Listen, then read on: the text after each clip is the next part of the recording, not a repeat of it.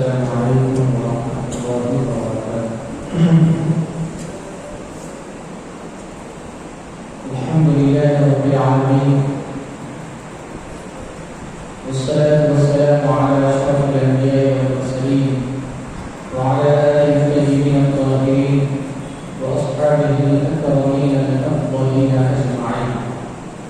أما بعد، فقد قال الله تبارك وتعالى في كلامه القديم: أعوذ بالله من الشيطان الرجيم، بسم الله الرحمن الرحيم. خلق الإنسان من صلصال كالفخار. صدق الله مولانا العظيم، وبلغنا رسوله النبي الأمين الكريم، ونحن على ذلك لمن الشاهدين والشاكرين، والحمد لله رب العالمين. إن الله وملائكته يصلون على النبي، يا أيها الذين آمنوا صلوا عليه وسلموا تسليما.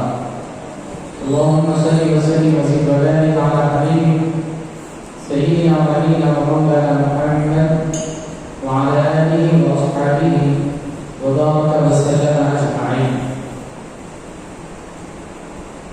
معزز حاضرین اکرام و سامعین اعظام، گزشتہ محفل میں ہم نے نور محمدی صلی اللہ علیہ وسلم کے حوالے سے گفتگو کی تھی. آج اسی کو آگے بڑھاتے ہیں کہ اللہ تبارک و تعالیٰ نے نور محمدی کو اس وقت پیدا کیا جب نہ زمین تھی، نہ آسمان تھا، نہ چاند سورج تھے، نہ ستارے تھے، نہ دریا تھا، نہ سمندر تھا، نہ شجر تھا، نہ حجر تھا، نہ انسان تھے، نہ جنات تھے، نہ ملائکہ تھے، نہ اب تھا، نہ تب تھا، نہ جب تھا، نہ کب تھا، حتیٰ کہ وقت بھی نہیں تھا. جب اللہ تعالیٰ نے اپنی قدرت سے نور محمدی صلی اللہ علیہ وسلم کو پیدا فرمایا اور ہزار سال نور محمدی اللہ تعالیٰ کی حمد و ثنا اور اس کی پاکیزگی بیان کرتا رہا. اللہ تعالیٰ کے اسماء کا ذکر کرتا رہا، ذکر کرتا رہا. محدث جگہ علیہ رحمت و رضوان تبلیغ نور محمدی صلی اللہ علیہ وسلم کے بارے میں بڑی مفصل گفتگو میلاد نامے میں بیان فرمائی ہے. اس کا مختصر سا حصہ لے کر ہم بات کو آگے بڑھاتے ہیں کہ حضرت محدث جگہ اللہ علیہ رحمت و رضوان نے نور محمدی کی تخلیق کے بارے میں لکھا ہے کہ جب اللہ تعالیٰ نے نور محمدی کو پیدا فرمایا، یہ نور محمدی اللہ تعالیٰ کی حمد و ثنا اور اس کی پاکی بیان کرتا رہا. یہ اللہ تعالیٰ کے اسماء گرامی کا ورد کرتا رہا اور عبادت کیا. ایسی عبادت کہ 1000 سال تک نور محمدی قیام میں رہا، پھر 1000 سال رکوع میں رہا، پھر 1000 سال تک قوما میں رہا، پھر 1000 سال تک سجدے میں رہا، پھر 1000 سال تک جلسے میں رہا، پھر 1000 سال تک دوسرے سجدے میں رہا. الغرض اس طریقے سے نور محمدی صلی اللہ علیہ وسلم نے اللہ تعالیٰ کی عبادت کی. رب الجلال کو نور محمدی کی عبادت بھا گئی، پسند آئی. کہ میرے حبیب کے لوگ مانگ تو کیا مانگ رہا ہے. تو اس وقت محدث حضرت رضوان فرماتے ہیں ابھی نور محمدی اپنی حیات ظاہری میں نہیں آیا تھا. جب رب جلال نے فرمایا نور محمدی مانگ کیا مانگ رہا ہے تو نور محمدی گویا ہوا کہنے لگا ہے بالیاں قرآن سے یہ پتا چلتا ہے کہ تم مجھے نبوت سے سرفراز کرنے والا ہے اور ایک قوم کا مجھے نبی اور پیغمبر بنانے والا ہے. اے بالیاں میں اس امت کی بخشش کا تجھ سے سوال کرتا ہوں. تو محدث حضرت رضوان فرماتے ہیں کہ ابھی نور محمدی حیات ظاہری میں بھی نہیں آیا تھا. اسی وقت سے نور محمدی کو اپنے امت کی فکر لاتا ہے. یہ حضور پاک علیہ السلام کی اپنی امت سے بے انتہا محبت کی علامت ہے. الغرض اس کے بعد نور محمدی کے اسماء الہیہ کا ذکر کرتا رہا اور جب اسماء الہیہ کا ذکر کرتے کرتے نور محمدی وہاب یہ اس کے غلامی پر پہنچا. وہاب کے نام پر پہنچا. رحمان کا ذکر کیا, رحیم کا ذکر کیا, ستار کا ذکر کیا, غفار کا ذکر کیا, الغرض مختلف اسماء الہیہ کا ذکر کیا. اور جب وہاب اور قہار کے ذکر پر پہنچا تو نور محمدی پر کچھ رعب طاری ہوا, ایک ڈر اور خوف طاری ہوا جس کی وجہ سے نور محمدی سے کچھ پسینے کے قطرات نکلے. جو پسینے کے قطرات نکلے رب الجلال نے ان پسینے کے قطرات سے رب الجلال نے تمام انبیاء کرام علیہ السلام کے ارواح کو پیدا کیا. نور محمدی سے نکلے ہوئے پسینے سے تمام انبیاء کرام علیہ السلام کی ارواح کو اللہ تعالیٰ نے پیدا کیا. پھر اس کے بعد وہ ساری ارواحیں نور محمدی کا نظارہ کرتی رہی اور یہاں تک لکھا ہے وہ ساری ارواحیں انبیاء نور محمدی کے گرد طواف کرتی رہی, اس کے گرد گھومتے رہے, اس کا طواف کرتے رہے. الغرض یہ برس ہزار سال یہ چلتا رہا. اس کے بعد جب اللہ تعالیٰ کو منظور ہوا تو رب الجلال نے نور محمدی سے کائنات کو تخلیق دیا. جیسے کہ گزشتہ محفل میں ہم نے سماعت فرمایا اللہ تعالیٰ نے نور محمدی کے 4 حصے کیے. ان 4 حصوں سے ایک حصے سے عرش بنایا, پھر لوح بنایا, قلم بنایا, پھر چوتھے حصے سے پھر 3 چیزیں بنایا, اس چوتھے حصے سے پھر 3 چیزیں بنایا. الغرض یہ تفصیل ہم گزشتہ محفل میں سن چکے ہیں. تو رب الجلال نے کائنات کن فیکون کے ذریعے پوری کائنات وجود میں لائی. زمین آسمان یہاں تک نہیں ہے, یہ نہ زمین بھی آسمان تھا. اس وقت اللہ تعالیٰ نے نور محمدی کو پیدا کرایا اور نور محمدی سے ساری کائنات کو وجود بخشا. اب جب یہ کائنات وجود میں آ گئی تو حدیث شریف میں آتا ہے رب الجلال نے جمعہ کے دن آدم علیہ السلام کی تخلیق فرمائی. جمعہ کے دن آدم علیہ السلام کی تخلیق فرمائی. اور اس بارے میں بھی تفسیر ہے قرآن مجید میں مختلف مقامات پر اللہ تعالیٰ نے آدم علیہ السلام کی تخلیق کا مفصل ذکر فرمایا ہے. اور جو قائلین قرآن پاک میں جو سورہ رحمان کا ابتدائی رکوع پڑھا ہے اس کی ایک آیت میں نے خطۂ مسموعہ میں شامل کیا ہوں جس میں آدم علیہ السلام کی تخلیق کا ذکر ہے. رب الجلال ارشاد کرتا ہے خلق الانسان من صلصال کالفخار. اللہ تعالیٰ نے انسان کو پیدا فرمایا من صلصال کالفخار, کھنکھناتی ہوئی مٹی سے, بچنے والی مٹی سے. کالفخار ٹھیکری کی طرح, یعنی ٹھیکری فخار جو مٹی سے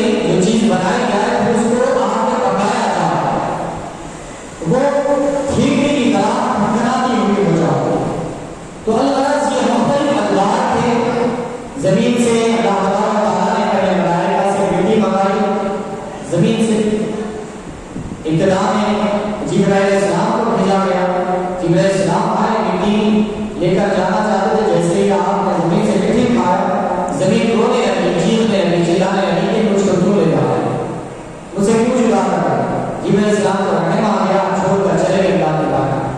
پھر اللہ تعالیٰ نے اسرافیل علیہ السلام کو بھیجا, آج بھی آئے مٹی لینے کے لیے, لیکن مٹی نے پھر وہی رویا پلایا, آپ کو رکھنے میں آیا, چھوڑ دیا.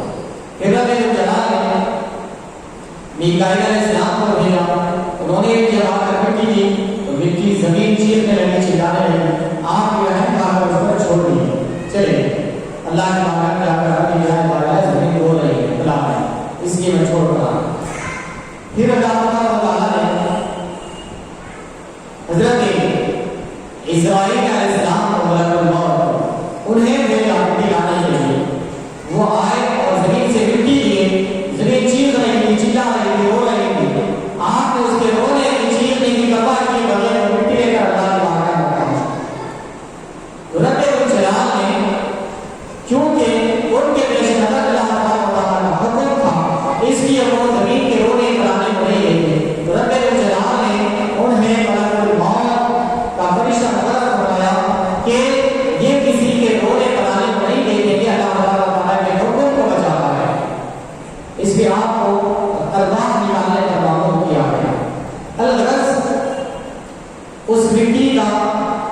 اس مٹی کو پہلے گیلا کیا گیا, مٹی پانی, پھر اس کا گارا بنایا گیا, یعنی کیچڑ بنایا گیا, اس کو سوکھنے کے لیے رکھا گیا. وہ مٹی سوکھ گئی, کھنکھناتی ہوئی مٹی بن گئی. اس کے بعد پھر اس کھنکھناتی ہوئی مٹی سے اللہ تعالیٰ ہوتا ہے آدم علیہ السلام کے جیسے خاکی کو بنایا. آدم علیہ السلام کی تخلیق اس کھنکھناتی ہوئی مٹی سے تخلیق وجود میں آ گئی. اب یہاں پر ایک چیز اور بھی ہم یہاں شامل کر لیتے ہیں. آدم علیہ السلام کی تخلیق کے بارے میں جو بات آ گئی ہے, کیونکہ بعض سائنسدانوں کا یہ نظریہ ہے, ان کی یہ تھنکنگ ہے کہ انسان یا آدم علیہ السلام سے نہیں ہے بلکہ بندر سے بنا ہوا ہے, جبکہ اسلام یہ کہتا ہے کہ انسان کی پیدائش انسان سے ہوئی, انسان اول حضرت آدم علیہ السلام, جس کا واضح طور پر قرآن میں ہم نے بیان سنا. آدم علیہ السلام کی تخلیق کے متعلق کچھ چیزیں بنیادی ہے, اس کو ذکر کرتا ہوں. سنیں, قرآن کریم کی تصریحات سے معلوم ہوتا ہے کہ اللہ تعالیٰ اپنی صفات کاملہ کا اظہار مقصود ہوا, تو اس میں مختلف 6 ادوار ہیں جن کو قرآن کریم میں مختلف مقامات پر اللہ تعالیٰ نے ذکر فرمایا. زمین و آسمان تخلیق فرمایا, انسان کی تخلیق سے ہزاروں سال پہلے انسان کے آدم علیہ السلام کو تخلیق کرنے سے پہلے, پیدا کرنے سے پہلے ہزاروں سال پہلے یہ زمین پر جنات رہا کرتے تھے,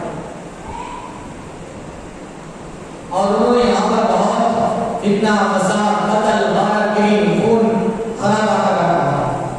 تو رب الجلال نے ان کو فرشتوں کے ذریعے مار کر جزیرے کی طرف بھیجا دیا گیا, اور پھر انسان کو پیدا فرمایا. پھر زمین میں اللہ تعالیٰ نے انسان کی رہائش کے ساتھ سامان مہیا کر دیے. انسان کے رہنے کے لیے, رہنے کے قابل زمین بنایا جو رہ سکے. بالکل اگر پہاڑ ہوتی تو پتھرے کی زمین ہوتی تو انسان کے لیے چلنا پھرنا دشوار ہو جاتا. اگر زمین بالکل بنجر ہوتی تو پھر انسان اگائے گا کیا, کھائے گا. اگر زمین پر بالکل پانی ہی پانی ہوتا تو انسان کہاں رہتا, کہاں سوتا. الغرض جب اللہ تعالیٰ نے زمین کو انسان کے رہنے کے قابل بنایا تو پھر آدم علیہ السلام کی تخلیق فرمائی. یہاں قدرتی وسائل مہیا فرمائے اس خدا کے انسان سے زندگی بسر کرے. تو اللہ تعالیٰ نے انسان کو تخلیق کیا. قرآن مجید میں وضاحت فرمائی ہے یہ مٹی کا گارا تیار کیا گیا, اس میں مدت و خمیر ہوتا, اور جب وہ خشک ہو کر پک کر کھنکھنانے لگا تو اس سے آدم علیہ السلام کا جسد خاکی بنایا گیا, اور اس کو دلکش اور حسین و جلیل صورت عطا کی گئی. پھر اللہ تعالیٰ نے اس جسد خاکی میں روح پھونکی اور حضرت آدم علیہ السلام سے کہا. اس روح پھونکنے سے پہلے کے کچھ حالات احادیث میں بات میں آئے ہیں, اس کو بھی بلایا ہمارے ذہن کہ جب جسد خاکی تیار ہو گیا تو ملائکہ اس کا مشاہدہ کی, شیطان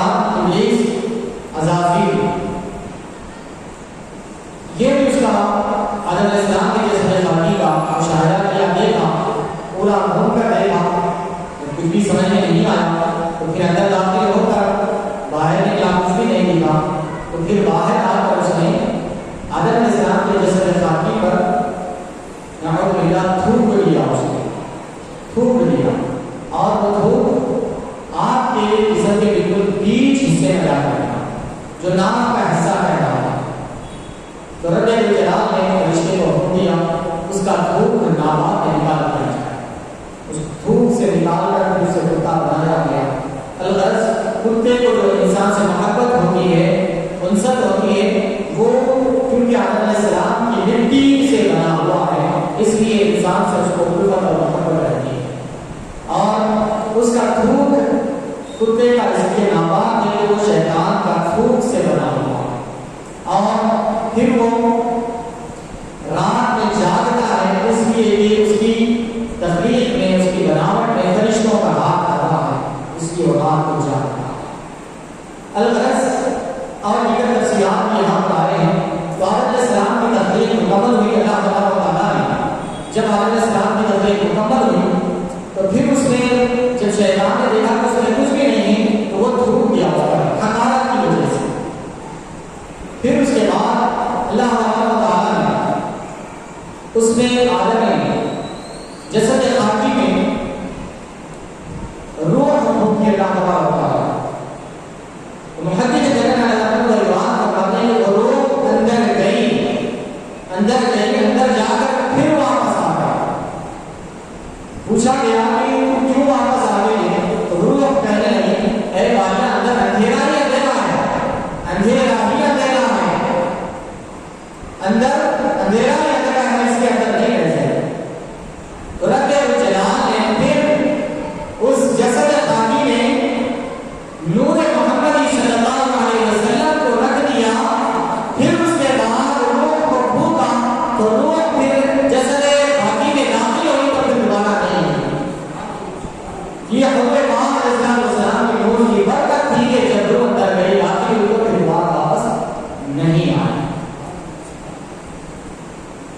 اب رہا جسد خاکی میں حضور پاک صلی اللہ علیہ وسلم کا جو نور رکھا گیا ہے اس کے حوالے سے بھی احادیث مبارکہ آتی ہے اس کو بھی ہم شامل کرتے ہیں.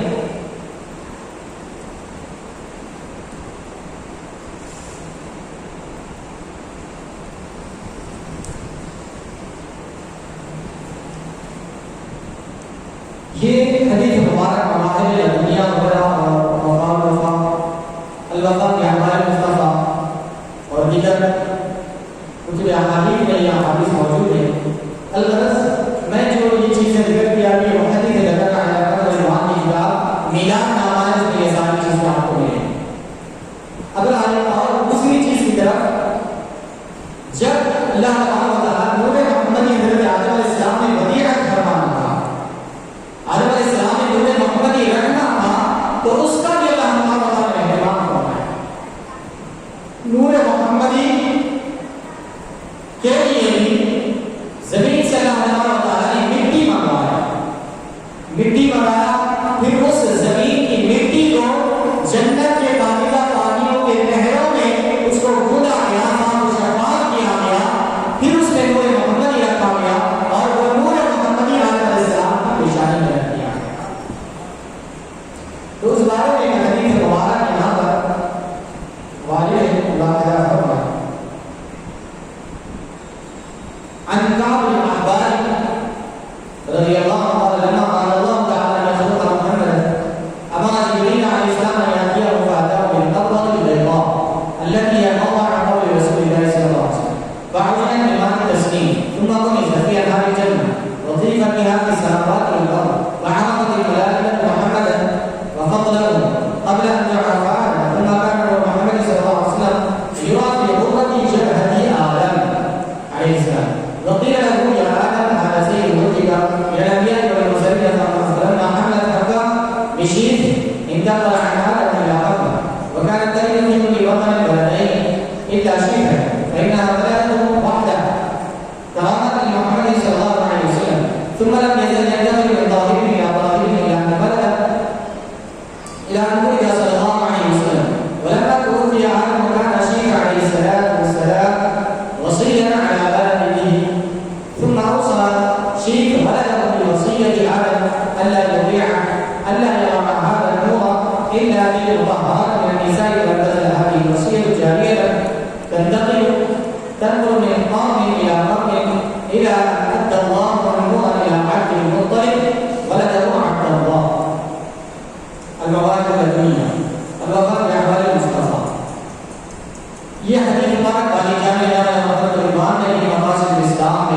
منتقل فرمائی ہے۔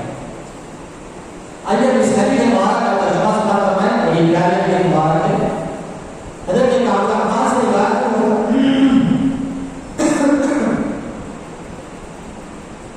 جب اللہ تعالیٰ نے ارادہ فرمایا کہ کیا خود محمد صلی اللہ علیہ وسلم جب پیدا فرمانے کا اللہ تعالیٰ کا تبلیغ فرمانے کا ارادہ فرمایا، یعنی اب تک تو نور محمدی تھا جو اللہ تعالیٰ کی مختلف قسم میں عبادتیں کرتا رہا۔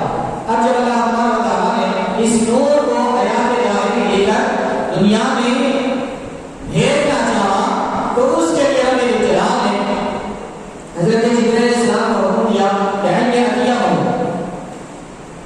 فأتاہ بالقبض، حضرت جبرائیل علیہ السلام کو مٹی لانے کا حکم دیا۔ حضرت جبرائیل علیہ السلام مٹی لائے، بالقبض البیضاء پاکیزہ مٹی، سفید شفاف مٹی لائے۔ یہ مٹی کہاں کی تھی؟ یہ دوسری احادیث مبارکہ میں موجود ہے کہ یہ مٹی مکہ المکرمہ کی جہاں پر خانہ کعبہ ہے وہاں کی مٹی تھی، وہاں کی مٹی تھی، اور یہ مٹی بالکل سفید صاف و شفاف تھی، پاکیزہ مٹی تھی، بالکل صاف و شفاف۔ اور ایک حدیث شریف یہاں پر شامل کر دیں کہ حدیث شریف کے لیے جو آدمی کا خمیر جہاں سے بنایا گیا ہے وہ آدمی وہیں پر دفن ہوتا ہے، جس کا خمیر جہاں کا ہوتا ہے وہ وہیں پر دفن ہوتا ہے۔ تو اب سوال یہ پیدا ہوتا ہے کہ حضور پاک صلی اللہ علیہ وسلم کی مٹی مکہ المکرمہ سے لی گئی اور حضور پاک صلی اللہ علیہ وسلم آرام فرمائے مدینہ طیبہ میں، تو پھر یہ کیا مطلب ہے؟ تو مفسر اکرام شارحین اعلان نے اس کا یہ جواب دیا ہے کہ یہ حضور پاک صلی اللہ علیہ وسلم کا جو خمیر تیار ہوا وہ اس وقت زمین ابھی دہاہا کی صفت اس میں نہیں بنائی گئی تھی، یعنی زمین پہلے بالکل گول تھی، بالکل گول تھی۔ اس کے بعد رب الجلال نے انسان کو بسانا چاہا، اس پر آباد کرنا تھا، تو رب الجلال نے اس کو زمین کو پھیلا دیا، زمین کو وسیع کر دیا۔ وہ جو مٹی جو خمیر مکہ المکرمہ میں تھا وہ پھیلتے وہ خمیر وہ مقام مدینہ منورہ میں جا کر پہنچا جہاں پر آپ آرام فرما رہے ہیں۔ تو حضور پاک صلی اللہ علیہ وسلم کی مٹی مبارک آپ کا خمیر مکہ المکرمہ کی اس خاص مقام سے لیا گیا تھا جہاں سے زمین کی پھیلنے کی ابتدا ہوئی، جس کو قرآن مجید میں دہاہا فرمایا جاتا ہے۔ ثم بعد ذلك دہاہا اخرج منها ماءها ومرعاها التي يعود عن قبر رسول الله صلی اللہ علیہ وسلم۔ پھر فرمایا کہ یہ وہی مٹی ہے جہاں پر حضور پاک صلی اللہ علیہ وسلم کی بارگاہ ہے۔ وحجرت بمعنى تسنیم، پھر اس مٹی کو تسنیم کے ساتھ گوندا گیا ہے۔ ثم اغمست في انہار الجنہ، پھر اس مٹی کو جنت کی نہروں میں ڈبایا گیا، اس کو صاف کیا گیا، ستھرا کیا گیا، جنت کی نہروں میں اس کو اس پاک مٹی کو ملایا گیا۔ وطیب بها في السماوات والارض، اور اس نور محمدی کو زمین و آسمان میں سیر کرایا گیا، پھرایا گیا۔ فعرفت الملائکہ، ملائکہ محمد صلی اللہ علیہ وسلم کو پہچان گئے۔ فعرفت الملائکہ محمد صلی اللہ علیہ وسلم، اب تک نور محمدی تھا اور اب تخلیقی مراحل شروع ہو گئے، تخلیقی مراحل شروع ہو گئے اور ملائکہ جان گئے۔ وفضلہ حضور پاک صلی اللہ علیہ وسلم کو بھی جان لیا آپ نے، فضیلت کو بھی جان لی، قبل ان تعرف آدم علیہ السلام کے جاننے سے پہلے ملائکہ حضور پاک صلی اللہ علیہ وسلم کو جان لے، آپ کے مقام مرتبہ کو جان لے۔ ثم كان نور محمد صلی اللہ علیہ وسلم یوافی غربت جبہۃ آدم علیہ السلام، پھر اس کے بعد فرماتے ہیں حضور پاک صلی اللہ علیہ وسلم کے نور کو آدم علیہ السلام کی پیشانی میں رکھ دیا ہے۔ ثم كان نور محمد یوافی غربت جبہۃ آدم، پھر حضور پاک صلی اللہ علیہ وسلم کا نور مبارک حضرت آدم علیہ السلام کی پیشانی میں چمکتا رہتا تھا، حضرت آدم علیہ السلام کی پیشانی میں چمکتا رہتا تھا، اور آدم علیہ السلام سے کہا گیا یا آدم ہمارا صحیح حضور کی کبھی انبیاء کے مرسلین، اے آدم یہ تمہاری اولاد کے سردار ہیں، جو پیغمبروں اور مرسلین جو تمہارے اولاد میں جو رسول پیغمبر نبی رسول ہوں گے اور سب کے سردار ہوں گے۔ فلما حملت حوا بشیء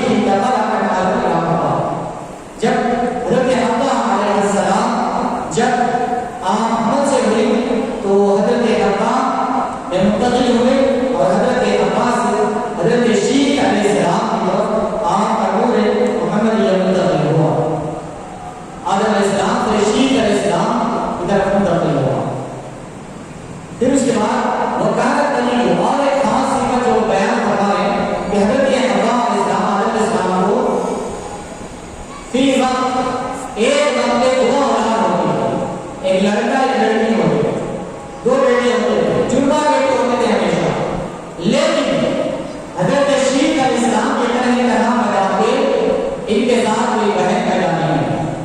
اس کے بارے میں فرمانے کے کرامتاً کہ محمد صلی اللہ علیہ وسلم حضرت شیخ علیہ السلام یہ تنہا پیدا ہو گیا حضور پاک صلی اللہ علیہ وسلم کی کرامت کی وجہ سے، آپ کے شرف کی وجہ سے اللہ تعالیٰ نے آپ کو تنہا پیدا ہو گیا، کیونکہ آپ کا روز حضرت شیخ علیہ السلام میں منتقل ہوا۔ ثم لم يزل ينتقل من ظاهر الى ظاهر، پھر نور محمدی پاکیزہ جسموں سے ایک پاکیزہ جسم سے دوسرے پاکیزہ جسم تک منتقل ہوتا رہا الى حضور صلی اللہ علیہ وسلم، یہاں تک کہ حضور پاک صلی اللہ علیہ وسلم دنیا میں تشریف لائے۔ جب حضرت السلام وفات پائے تو حضرت شیخ علیہ السلام اپنے والد کی وصیت پر قائم و دائم تھے، اور انہوں نے پھر اپنی اولاد کو وصیت فرمائی حضرت شیخ علیہ السلام کو کہ حضرت شیخ علیہ السلام نے اولاد کو وصیت فرمائی اللہ یقع هذا النور الا في المطهرات من النساء، کہ میری اولاد ہے میرے بیٹو یہ وہ نور ہے جو مجھ میں اللہ تعالیٰ نے عطا فرمایا، اور یہ نور آگے منتقل ہونے والا ہے، یہ کسی عورت نے صرف پاکیزہ عورتوں میں یہ نور محمدی کو منتقل کیا۔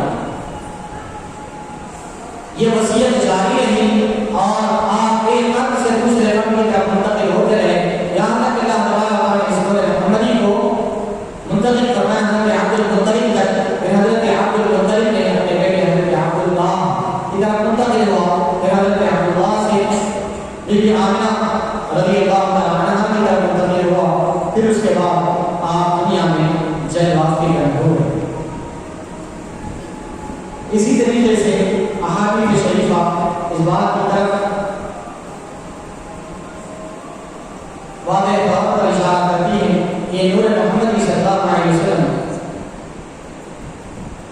پاکیزہ رحموں سے پاکیزہ سلبوں میں منتقل ہوتا رہا، پاکیزہ سلبوں سے پاکیزہ رحموں میں منتقل ہوتے رہا، یہاں تک کہ دنیا میں تشریف لایا۔ اب رہا یہ نور کے حوالے سے حضور پاک صلی اللہ علیہ وسلم کی تفریح خمیر کے بارے میں ہم نے حدیث شریف سماعت فرمایا۔ اب رہا آج ذرا نور کے حوالے سے، کیونکہ یہ نور اور بشر کے حوالے جھگڑے بہت چلتے رہتے ہیں، اس لیے ہمارا عقیدہ یہ ہے کہ حضور پاک صلی اللہ علیہ وسلم نور ہے اور بشر بھی ہے۔ اس حوالے سے آج کچھ واضح طور پر حوالوں کے ساتھ دلائل کے ساتھ گفتگو کر کے آج کا عنوان یہاں پر ہم مکمل کریں گے انشاءاللہ تعالیٰ۔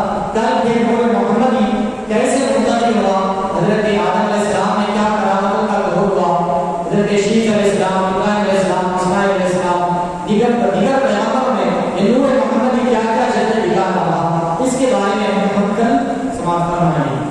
آج نور کے حوالے سے اور بشر کے حوالے سے کچھ چیزیں ہم شامل کریں گے آج کے محفل میں۔ معزز حاضرین کرام، اللہ تبارک و تعالیٰ کا ارشاد پاک ہے قل انما انا بشر مثلکم یوحی الی، قل انما انا بشر مثلکم یوحی الی انما الہکم الہ واحد فمن کان یرجو لقاء ربہ فلیعمل عملا صالحا ولا یشرک بعبادۃ ربہ احدا۔ رب جلال نے اس آیت کریمہ میں ارشاد فرمایا کہ حبیب آپ فرما دیجیے کہ میں بشر ہوں تمہاری طرح، قل آپ فرما دیجیے کہ انما انا بشر مثلکم، میں بشر ہوں مثلکم تمہاری طرح۔ یہ قرآن کی آیت کریمہ ہے اور اس طریقے سے دیگر مقامات پر کہ اللہ تعالیٰ نے قرآن مجید میں بیان فرمایا ہے۔ حضور پاک علیہ السلام کے حوالے سے بھی ہے اور دیگر پیغمبروں کے حوالے سے بھی یہ آیت کریمہ قرآن مجید میں آئی ہے۔ صرف حوالے کے لیے آیتیں پڑھ رہا ہوں، یہ آیت سے کہا کی ہے قل انما انا بشر مثلکم، آپ فرما دیجیے کہ فرماؤ کہ میں بشر ہی ہوں جیسے تم بشر ہو۔ اور ایک مقام پر حضرت نوح علیہ السلام کے قوم نے ان سے کہا کہ مانوا کا ایک بشر نہیں کرنا، کہ ہم تو تمہیں دیکھ رہے ہیں کہ تم ہماری طرح ہی بشر ہے۔ اور موسیٰ علیہ السلام کے قوم نے عیسیٰ علیہ السلام کے قوم نے کہا ہم بشری دیکھنا، کیا ہم جیسے بشر پر ایمان لائیں، مانتا ہی بشر دیکھ رہا۔ پھر اس کو مانتا تم نہیں ہے الا بشر مثلنا ہمارے جیسے ہی بشر ہے. حضرت شعیب علیہ السلام نے کہا وما انت الا بشر مثلنا وان نظرك لمن الكاذبين تم نہیں ہو مگر ہمارے جیسے ہی بشر اور ہم تو تمہیں جھوٹا سمجھتے ہیں. اور اسی طرح کفار مشرکین بھی حضور پاک علیہ السلام کو اپنی بشر ہی سمجھتے تھے اور انہوں نے کہا حضور پاک صلی اللہ علیہ وسلم کے حوالے سے وقالوا ما لهذا الرسول يأكل الطعام ويمشي في الأسواق یہ رسول کیسے رسول ہے یہ کھاتے بھی ہیں ہماری طرح پیتے بھی ہیں اور بازاروں میں چلتے پھرتے بھی ہیں ہم ان کو کیسے رسول مانتے ہیں. تو الغرض کفار مشرکین کا یہ نظریہ کیا گیا کہ پیغمبر اور رسول یہ ہماری طرح ہے ہمارے مثل ہے. یہ یقیناً یہ قرآن کا عقیدہ ہے قرآن کا حکم ہے کہ انبیاء اکرام علیہ السلام بشر ہیں لیکن ہم میں اور ان میں زمین و آسمان کا فرق ہے. انبیاء اکرام علیہ السلام کو اپنی طرح بشر کہنا یہ جہالت ہے اور کفار مشرکین کا عمل ہے. یہ اہل ایمان کا عمل نہیں ہے. مسلمانوں نے کبھی بھی اہل ایمان نے کبھی بھی پیغمبروں کو ہماری طرح بشر نہیں کہا. صحابہ کرام 1,34,000 سے زائد صحابہ کرام ہیں اور میں سے کسی صحابی کو آپ یہ نہیں پاؤ گے کہ انہوں نے حضور پاک صلی اللہ علیہ وسلم کو اپنی طرح بشر کہا. ایک دو واقعات ملتے ہیں ایسے جس میں صحابہ کرام نے جب صوم وصال کی باری آئی صوم وصال کی باری آئی صوم وصال کی مسلسل کنٹینیو روزے رکھنے کے بعد حضور پاک صلی اللہ علیہ وسلم مسلسل روزے رکھتے تھے. بعض صحابہ کرام بھی رکھتے لیکن کام نہیں لا سکتے بے ہوش ہو گئے غشی کھا کے گر گئے. تو پھر پوچھا کہ تم ایسے روزے کیوں رکھ رہے ہیں؟ صحابہ نے کہا یا رسول اللہ آپ بھی رکھتے ہیں. یہ نہیں کرنا کہ ہم جیسے بشر ہیں یا رسول اللہ آپ رکھتے ہیں آپ کی سنت سمجھ کر ہم رکھتے ہیں. تو حضور نے فرمایا ایوکم مثلی تم نے کہاں ہے میرے بارے میرے جیسا تم نے کہاں ہے بتاؤ تم نے کہاں ہے ایسا میرے جیسا. صحابہ کرام کا جواب بھی سنے. صحابہ کرام نے کیا فرمایا صحابہ کرام یہ نہیں کرنا یا رسول اللہ آپ ہماری طرح بچہ یہ نہیں کرنا. صحابہ کرام نے عرض کیا یا رسول اللہ لسنا کہیے یا رسول اللہ یا رسول اللہ آپ کی طرح ہونا تو بہت دور کی بات یا رسول اللہ آپ کے ہم ایک صفت کے برابر بھی نہیں ہو سکتے. آپ کے جیسا ہونا تو بہت دور کی بات ہم آپ کی ایک صفت کے برابر بھی نہیں ہو سکتے. یہ صحابہ کرام کا عقیدہ تھا یہ اہل ایمان کا عقیدہ تھا. تو الغرض یہ انبیاء کرام علیہ السلام اور حضور کو اپنی طرح بشر سمجھنا اپنی طرح بشر کہنا یا اپنے بھائی کی طرح کہنا یہ کفار مشرکین کا عقیدہ ہے یہ اہل ایمان کا عقیدہ نہیں. اسی لیے یہ اگر نیچے ہوتے تو یہ دورے بہت اچھا ہوتا تھا جس میں بہت سارے ہمارے عقائد کی چیزیں ہم نے یہ جو اوپر گرین کلر میں گلاسز آئینے لگائے ہیں اس میں یہ ساری چیزیں ہمارے اہل سنت والجماعت کے عقائد رکھے ہیں. اس میں سے یہ بھی ایک ٹکڑا ہے جس میں ہم نے یہ وعدے کیا ہے کہ انبیاء کرام علیہ السلام اور حضور پاک صلی اللہ علیہ وسلم کو بشر کہنا یہ مسلمانوں کا نہیں کفار مشرکین کا طریقہ ہے. مسلمانوں کا نہیں. مسلمان تو وہ پیغمبر کو بے مثل و بے مثال مانتے ہیں. ایسا ہمارے پیغمبر کے جیسا کائنات میں نہ ایسا پیغمبر آدم علیہ السلام سے لے کر عیسیٰ علیہ السلام تک نہیں ہوا. یہ ہمارا عقیدہ ہے حضور پاک صلی اللہ علیہ وسلم کا ہے. تو بھائی اب کیسے بشر ہیں اس کے بارے میں بھی بات آتا ہے. بشر ضرور ہے بشریت کا انکار نہیں ہے بشر ضرور ہے لیکن بشر خیر البشر ہے سید البشر ہے. سید البشر ہے حضور پاک صلی اللہ علیہ وسلم. بشروں میں سب سے اعلیٰ یہاں تک کہ انا سید ولد آدم فرمایا حضور پاک صلی اللہ علیہ وسلم. فآدم ومن سواه تحت لواء یوم القیامہ فرمایا کہ آدم علیہ السلام اور جتنے پیغمبر ہیں وہ سب کے سب قیامت کے دن میرے جھنڈے کے نیچے ہوں گے. آدم علیہ السلام یہ بشر ہے یہ سارے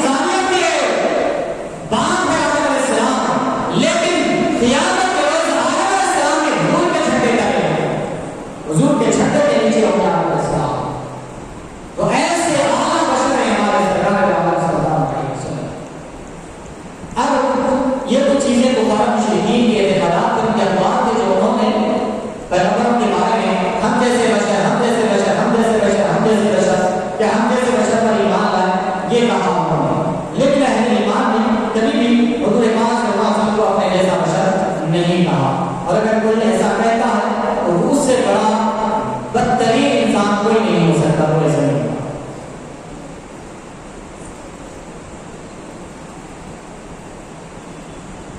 حضور پاک صلی اللہ علیہ وسلم کی کچھ خصوصیات ہیں اس کو ذرا شامل کرتے ہیں کہ ہمارے اپنے جیسا بشر کیسے ہوتے ہیں. یہ بخاری اور مسلم میں حدیث شریف کا متفق علیہ حدیث ہے. حضرت ابو ہریرہ رضی اللہ عنہ نے حل ترون قبلتی ہاہنا واللہ ما يخفى علي وضوءكم ولا سجودكم انی ارى من ورائي. تم جو اپنے جیسا بشر ہم جیسا بشر کہہ رہے ہو تو دیکھو کیسی شان ہے حضور پاک صلی اللہ علیہ وسلم کی. بخاری اور مسلم کی حدیث کے بعد میں حضور نے فرمایا حل ترون قبلتی ہاہنا کیا تم سمجھتے ہو کہ میرا دل نام اسلامی کی جانب ادھر ہی ہے. میں ادھر ہی دیکھتا ہوں کہ تم سمجھتے ہو. فواللہ ما يخفى علي وضوءكم ولا سجودكم انی لأرى من ورائي. کہ لوگوں خدا کی قسم مجھ پر نہ تمہارا رکوع چھپا ہوا ہے نہ تمہارا سجود چھپا ہوا ہے.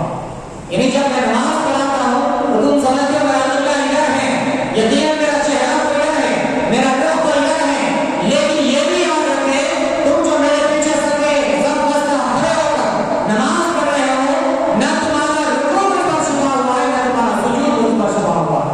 میں تمہارے رکوع کی حالت بھی دیکھتا ہوں, میں تمہارے سجدے کی حالت بھی دیکھتا ہوں. انی لأراکم من ورائي, میں تمہیں اپنے پیچھے سے بھی دیکھتا ہوں.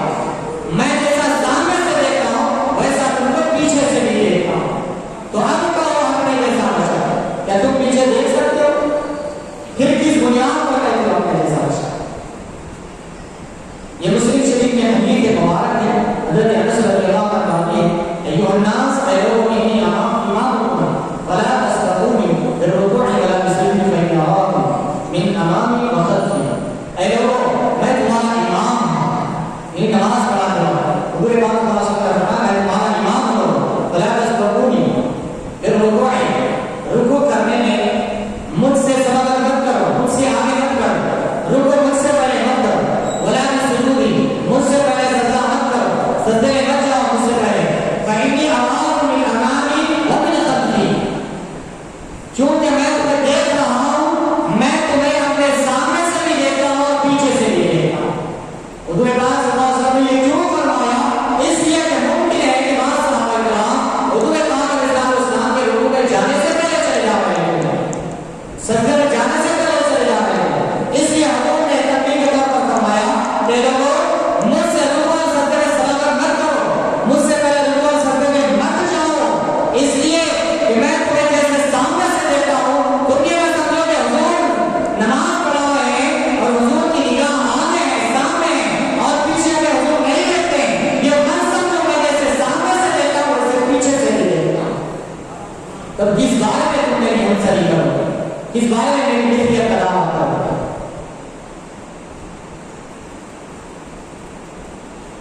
اور ایک حدیث شریف ہے حضرت ابو ہریرہ رضی اللہ عنہ کہتے ہیں انی لا انظر الی ما ورائي كما انظر الی ما بین یدی. یہ عبدالرزاق نے اپنی جامعہ میں یہ حدیث مبارک نقل فرمایا ہے کہ اے لوگوں میں تمہیں اپنے پیٹھ پیچھے سے ایسا ہی دیکھتا ہوں جیسے تم کو سامنے سے دیکھتا ہوں.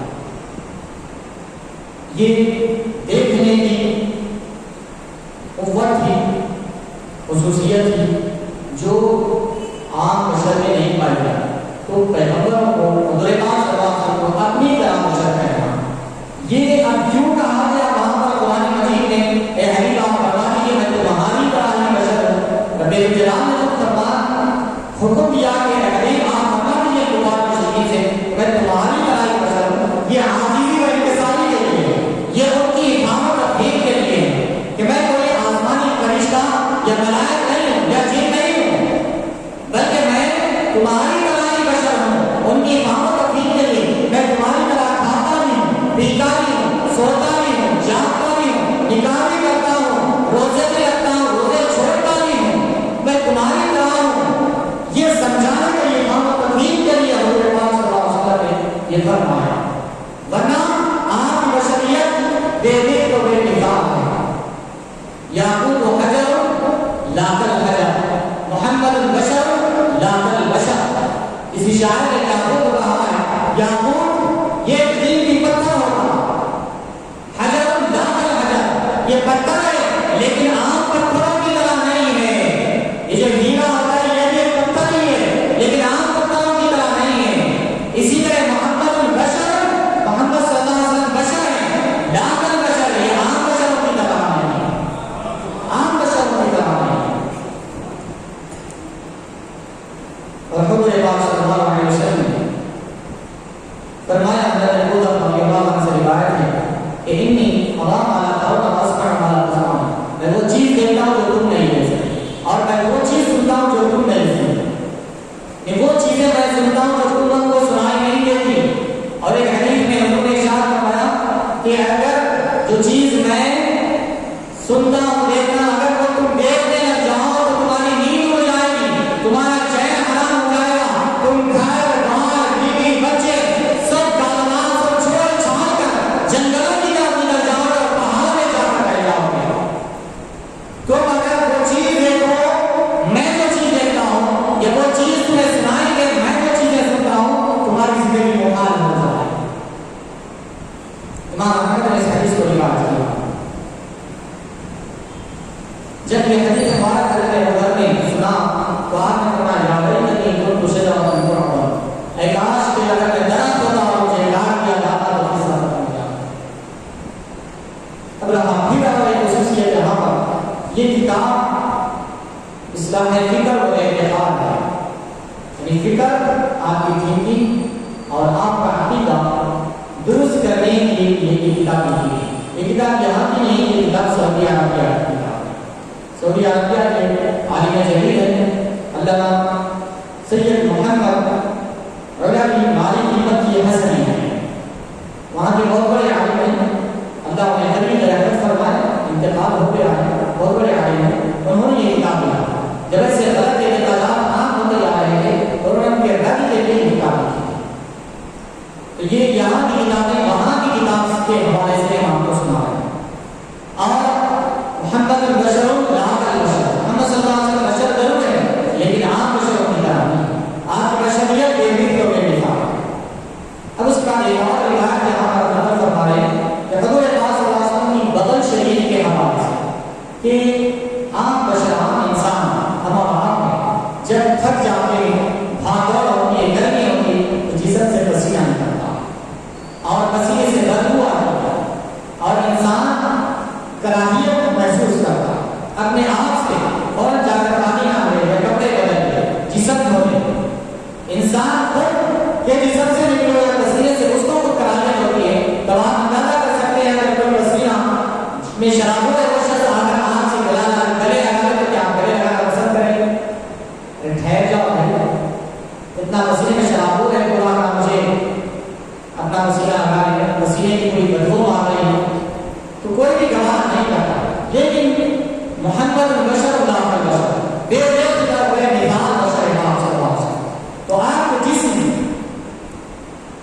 فرمایا رسول اللہ صلی اللہ علیہ وسلم یرفع یدیہ فی دعاء حتی یرى بیاض ابطیہ.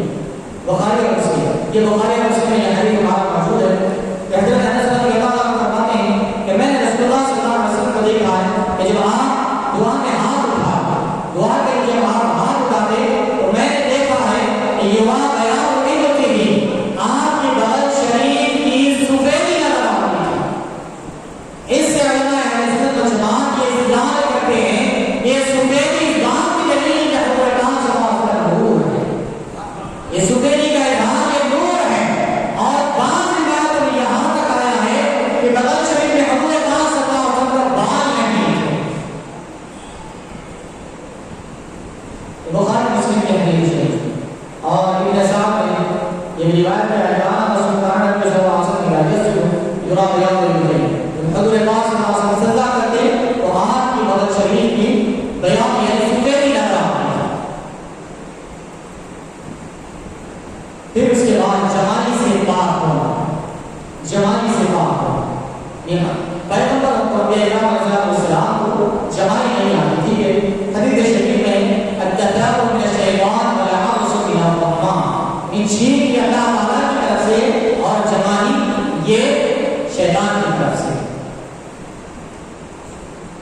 حضرت یزید بن الاسود سے روایت ہے ما نطق النبی صلی اللہ علیہ وسلم قط. امام بخاری نے اس میں تخریج تاریخ میں جو آپ کی کتاب ہے تاریخ کے اوپر اس میں آپ نے حدیث شریف نقل فرمائی کہ حضور پاک صلی اللہ علیہ وسلم کبھی بھی جمائی نہیں. اور ایک ابن شیبہ نے روایت کیا کہ ما نطق نبی قط کسی نبی کو کبھی جمائی نہیں. خوشبودار پسینہ خوشبودار پسینہ. حضرت انس بن مالک رضی اللہ عنہ سے روایت ہے کہ دخل علینا رسول اللہ صلی اللہ علیہ وسلم فقال عندنا معركة فجاءني بقارورة فجعلت تسلل العرق فاستيقظ النبي صلى الله عليه وسلم فقال يا المرسلين ما هذا الذي تصنعين؟ قال عرق نجعله بطيبها ونغطي بالطيب. سبحان الله. یہ حدیث شریف مسلم شریف میں حضرت انس بن مالک رضی اللہ عنہ فرماتے ہیں کہ جب حضور پاک صلی اللہ علیہ وسلم ہمارے پاس تشریف لائے فقال اور قیلولہ کرتے دو پہن کے بعد تھوڑی دیر آرام کرنے کو قیلولہ کرتے اور قیلولہ کرنا سنت ہے. اور یہ زید کے حساب سے بھی زمانہ یہ ثابت ہوا ہے. اور زید بھی یہ کہتی ہے کہ دوپہر کے وقت میں تھوڑی دیر سونا یہ انسان کے لیے بہت ہی فائدہ ہے. کہ زید کے کہنے پر مت سوئیے, حضور کی سنت ہے سمجھ کر سوئیے, آپ کو ثواب بھی ملے گا, آپ کی صحت بھی رہے گی. تو فرماتے ہیں حضور پاک صلی اللہ علیہ وسلم ہمارے پاس تشریف لائے اور قیلولہ فرمائے فرمایا. تو جب آپ آرام فرمائے تو آپ کے جسم اطہر سے پسینہ کے خطرات نہیں. آپ فرماتے ہیں مجاہد بھی بے قابل ہے, میری والدہ گئی اور قارورہ ایک شیشی لائی فجعلت تسلل العرق. اس شیشے میں حضور پاک صلی اللہ علیہ وسلم کا تسلیم مبارک جمع کرنا شروع کیا. حضور پاک صلی اللہ علیہ وسلم بیدار ہوئے اور فرمایا نسل یہ تم کیا کر رہے ہو, یہ کیا کر رہے ہو؟ انہوں نے فرمایا یا رسول اللہ یہ تسلیم مبارک ہے, ہم آج اس تسلیم مبارک کو اس کو ہم اپنے خوشبودار چیزوں میں شامل کرتے ہیں. یا رسول اللہ ہماری جو خوشبودار چیزیں ہیں ان سب میں زیادہ یہ آپ کا تسلیم مبارک خوشبودار ہے. ان چیزوں کو اور کرنے کے لیے آپ کا تسلیم مبارک اس میں شامل کرتے ہیں. یہ صحابہ کرام کا عقیدہ بھی بتا رہا ہے کہ حضور پاک صلی اللہ علیہ وسلم کے پسینے سے بھی ہوتا بتا سکتا ہے. اسی طرح حضرت انس رضی اللہ عنہ سے اور ایک روایت ہے جو مسلم شریف میں ہے, یہی حدیث شریف ہے. آخر میں یہ الفاظ ہیں قالت عرقک ادوف به طیبی. یا رسول اللہ یہ آپ کا تسلیم مبارک اپنے خوشبوؤں میں اس کو شامل کر لیں, خوشبو میں ملا دیں. یہ خود خوشبودار ہے اور جو وہ خوشبو وہ اندر ہے کہ حضور پاک صلی اللہ علیہ وسلم کے حیات تسلیم مبارک سے اور زیادہ مبارک ہو. اور ایک حدیث شریف قد بے سایہ, یہ اگر ہم اور آپ ہوئے تو فلاں اعتراضات ہوتے ہیں. یہ باہر کے عالم ہے, یہ سعودی عرب کے عالم دین ہے اور حضرت محمد علوی مالکی مکی حسنی ہے, وہاں کے خود عالم جلیل لکھتے ہیں قد بے سایہ کہ حضور پاک صلی اللہ علیہ وسلم کا سایہ نہیں ہے, سایہ نہیں تھا. وہ لکھ رہے ہیں حضرت زبان اور اللہ سے روایت ہے جس کو امام حاکم نے اور امام ترمذی شریف کتاب حدیث کی کتاب مشہور معروف ہے اور بڑے جامعہ میں پڑھائی جاتی ہے. اس میں حدیث شریف ہے دھوپ اور چاندنی میں رسول اللہ صلی اللہ علیہ وسلم کا سایہ نہیں ہوتا, نہ دھوپ میں سایہ پڑتا تھا نہ کوئی روشنی آپ کا سایہ ہوتا. رسول اللہ صلی اللہ علیہ وسلم نے سوال میں لکھا ہے کہ رسول اللہ صلی اللہ علیہ وسلم کی خصوصیت یہ تھی کہ زمین پر آپ کا سایہ نہیں ہوتا. آپ نور تھے, جب دھوپ یا چاندنی میں چلتے تو آپ کا سایہ نظر نہیں آتا. بعض علماء کہتے ہیں کہ رسول اللہ صلی اللہ علیہ وسلم کا سایہ نہ ہونے کی شہادت اس حدیث مبارک سے ملتی ہے کہ حضور پاک صلی اللہ علیہ وسلم نے دعا فرمائی اللہم اجعلنی نورا, اے اللہ مجھے نور بنا, سراپا نور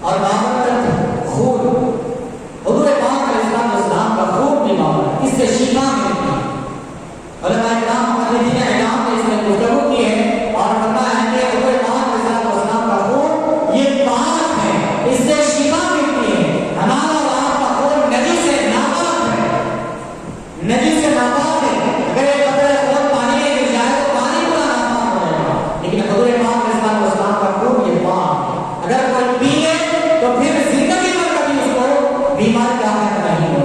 اور ایک حدیث مبارک یہاں پر آگے آ رہی ہے، ایک صحابی رسول نے حضور پاک صلی اللہ علیہ وسلم کا خون پی لیا اور حضور پاک صلی اللہ علیہ وسلم نے فرمایا تم پر جہنم کی آگ حرام ہے، تم پر جہنم کی آگ حرام ہے۔ حضرت عبداللہ بن زبیر رضی اللہ عنہ سے روایت ہے، ایک بار رسول اللہ صلی اللہ علیہ وسلم کی خدمت میں حاضر ہوئے اور آپ مشورہ لگا رہے تھے، جب فارغ ہوئے تو ارشاد فرمایا عبداللہ یہ خون لے جا کر ایسی جگہ باہر جہاں کوئی اسے نہ دیکھے۔ عبداللہ بن زبیر وہ خون خود ہی پی گئے۔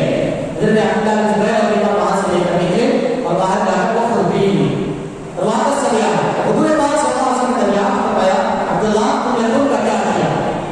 انہوں نے عرض کیا یا رسول اللہ میں نے اسے ایسی جگہ چھپا دیا جو لوگوں کو نظر نہیں آتا، وہ سیدھا ہے، وہ بھی بولنے کے لیے شرم آ رہے ہیں کہ یا رسول اللہ میں نے اسے پی لیا نہیں بولا، یا رسول اللہ میں نے ایسی جگہ سے چھپا دیا کہ آپ لوگوں کو نظر نہیں آتا۔ حضور پاک صلی اللہ علیہ وسلم وہ عالم غیب ہے، اللہ تعالیٰ نے آپ کو غیب کا علم سے سربراہ فرمایا۔ حضور نے فرمایا ارشاد فرمایا تم نے اسے پی لیا ہے، تم نے اسے پی لیا ہے۔ انہوں نے کہا یا رسول اللہ ہاں میں نے اسے پی لیا ہے، اور میں بڑے عجیب ہوں، تم لوگوں کو تم سے اور تمہارے لوگوں سے تم کو اللہ تعالیٰ تمہیں اور لوگوں سے شر سے محفوظ رکھے گا۔ اور ایک حدیث دوسرے حدیث کے بعد میں آیا کہ یاد رکھو کبھی تمہارے پیٹ میں تکلیف نہیں ہو، اور ایک حدیث میں فرمایا کہ جہنم کی آگ کا تھا، کیوں؟ اس لیے کہ حضور پاک علیہ السلام کے جسم کا کچھ حصہ ان کے جسم میں داخل ہو گیا، اس لیے جس کے جسم میں حضور پاک صلی اللہ علیہ وسلم کے جسم کا کچھ حصہ داخل ہو وہ جسم کیسے جہنم میں داخل ہو سکتا ہے؟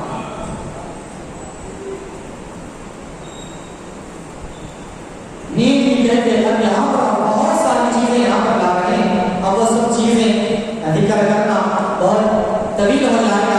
آخر میں 10 خصوصیات ہیں جو بہت اچھی ہیں، وہ خصوصیات آپ کے سامنے رکھ کر اپنی بات تمام کرتا ہوں کیونکہ وقت کافی ہو چکا ہے، اور بہت ساری چیزیں تھیں جو اس میں شامل کرنا تھا، انشاءاللہ تعالیٰ کل کے درس میں ہم اس کو شامل کریں گے، لیکن آخر میں یہ 10 چیزیں جو بھی ہم نے ایسے ذکر کی اس میں بعض چیزیں چھوڑ دی، بعض چیزیں چھوڑ دی ہیں۔ حضرت عائشہ صدیقہ رضی اللہ عنہا سے روایت ہے کہ جب حضور پاک صلی اللہ علیہ وسلم طہارت کے حضرت کے لیے تشریف لے جاتے، جب اس کے بعد ایسی 2-4 حدیث مبارک موجود ہیں، انشاءاللہ کل کے درس میں ہم شامل کریں گے۔ جب حضور واپس آتے حضرت عائشہ صدیقہ رضی اللہ عنہا کی حضور کے آنے کے بعد محل طہارت کے لیے بیت الخلاء کے لیے جاتی، وہاں پر کچھ بھی نظر نہیں آتا، وہاں پر کچھ بھی نظر نہیں آتا۔ ہاں ایک ہی بات ضرور ہے کہ وہاں سے خوشبو ضرور آتی ہے، ہمارے اور آپ کے گزرے سے گندگی میں سے بدبو آتی ہے، لیکن حضور پاک صلی اللہ علیہ وسلم کے گزرے میں سے خوشبو مہکتی ہے، لیکن عائشہ صدیقہ رضی اللہ عنہا یہ اس بات کی دلیل ہے کہ حضور پاک صلی اللہ علیہ وسلم بشر ہے ضرور، لیکن عام بشروں کی طرح نہیں ہے۔ یہ لطافت اور آپ بتا رہی ہے کہ حضور پاک صلی اللہ علیہ وسلم نور ہے، آپ سے نکلنے والا پسینے سے خوشبو آ رہی ہے، آپ سے نکلنے والے روحے سے بھی خوشبو آ رہی ہے۔ یہ 10 خصوصیات جو شاعر نے عربی میں اس خصوصیات کو یہاں پر نقل کیا ہے، ذرا پسند آئے تو آپ کو بھی سنا، اس لیے یہاں پر اس کو شامل کیا، اور بعض چیزیں انشاءاللہ تعالیٰ کل کے درس میں اس کو شامل کرتے ہوئے آگے بڑھیں گے۔ خص نبی صلی اللہ علیہ وسلم بعشرۃ خصال، ہمارے نبی صلی اللہ علیہ وسلم 10 چیزیں آپ صلی اللہ علیہ وسلم کی خصوصیت لم يحترم قط وما له بيان، حضور پاک صلی اللہ علیہ وسلم کو کبھی بھی زندگی میں کبھی بھی پیغمبر کو احترام نہیں ہوا، بدخواہی نہیں ہوئی۔ دوسری خصوصیت ہمارے وما له بيان، ہمارے حضور پاک صلی اللہ علیہ وسلم کا سایہ نہیں تھا، سایہ نہیں تھا، اللہ کو ماتا من ہوتا بدل ہے، اور جب بھی آپ بیت الخلاء کے لیے تشریف لے جاتے، باہر حضرت کے لیے تشریف لے جاتے تو زمین کھل جاتی اور آپ کے بیت الخلاء کو آپ کے جو حضرات ہیں اس کو نگل دیتی تھی زمین۔ کذالک الذباب عنہ ممتنع، اسی طریقے سے آپ کے جسم اندر پر کبھی بھی مکھی نہیں بیٹھی۔ تنام عیناہ وقلب لا ینام، وسلم کی آنکھیں سوتی تھی لیکن دل جاگ رہا تھا. ہم آنکھ سوئے تو آنکھ بھی سوتی ہے دل بھی سو جاتا. من خلفہ یرا کما یرا امام. حضور پاک صلی اللہ علیہ وسلم پیچھے سے ایسے ہی دیکھتے تھے جیسے سامنے سے دیکھتے. لن یتذاکر قط ولی الزاکر. یہ جو ساتھ ہی خصوصیت ہے حضور پاک صلی اللہ علیہ وسلم کبھی بھی جمائی نہیں. وہی مقبول الیہا راکعا. آج کی خصوصیت یہ ہے کہ حضور پاک صلی اللہ علیہ وسلم مقبول پیدا ہوئے, ختنہ کیے ہوئے پیدا ہوئے اور آپ ناک و بری آتے ہیں. یہ عام بچے جب پیدا ہوتے ہیں تو بعد ان کی ختنہ کرنا پڑتا ہے, اور جو ناک ہوتی ہے ماں سے جو جڑی ہوئی ہوتی ہے وہ کاٹنا پڑتا ہے. لیکن حضور پاک صلی اللہ علیہ وسلم کی ناک خود کٹی ہوئی تھی اور آپ مخدوم پیدا ہوئے. تاریخ اور طلاق اور دیگر جب حضور پاک صلی اللہ علیہ وسلم کسی جانور کے پاس جاتے تو وہ جانور پہچان جاتا ہے یہ میرے آقا مولانا محمد مصطفیٰ صلی اللہ علیہ وسلم. تاکہ نہیں سرعت اللہ تعالی حضور پاک صلی اللہ علیہ وسلم کی طرف جلدی سے دوڑے آتا اور بدعتا نہیں. یعنی جلوس الجلساء صلی اللہ علیہ وسلم. پھر اس کے بعد ایک اور خصوصیت یہاں پر اس شاعر نے شامل کیا کہ حضور پاک صلی اللہ علیہ وسلم کا جو قد مبارک تھا یہ نبی التقریر و قامت تھے یا نبی القصد تھے, میانہ ربی تھے. لیکن جب حضور پاک صلی اللہ علیہ وسلم لوگوں کے درمیان, صحابہ کرام کے درمیان یا وفود کے درمیان جو باہر کے مسجد لوگ آتے تھے, جب ان کے درمیان بیٹھتے یا چلتے تو ہمیشہ حضور پاک صلی اللہ علیہ وسلم سے اگر کوئی اونچا بھی آ جاتا, عام طور پر حضور پاک صلی اللہ علیہ وسلم کا قد مبارک اس سے اونچا ہو جاتا تھا. جب بیٹھتے اس کے برابر لیکن اگر کوئی تقریر و قامت آ جاتا تو حضور پاک صلی اللہ علیہ وسلم کی بیٹھ بھی آپ کی قامت اس سے اونچی ہو جاتی. پھر عام طور پر بھی آپ برابر ہوتے. تو شاید اس کو کہیں یا جلوس الجلساء. حضور پاک صلی اللہ علیہ وسلم کی بیٹھ آپ کا قد مبارک بیٹھنے والوں کی بیٹھ سے اونچا ہوتا. صلی اللہ علیہ وسلم اللہ تبارک و تعالی آپ پر صبح شام درود و سلام کی بارش نازل کرے.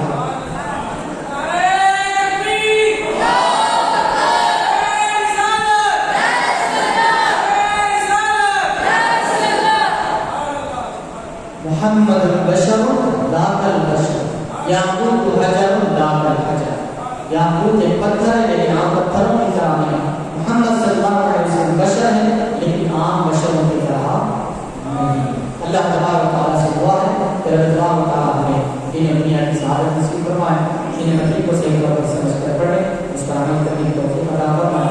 حضور پاک صلی اللہ علیہ وسلم سے دیکھنا حضرت کرنے کی توفیق عطا فرمائے. صلی اللہ تعالی وسلم علی نبینا سیدنا محمد وعلى آله وصحبه اجمعین. الحمد للہ رب العالمین.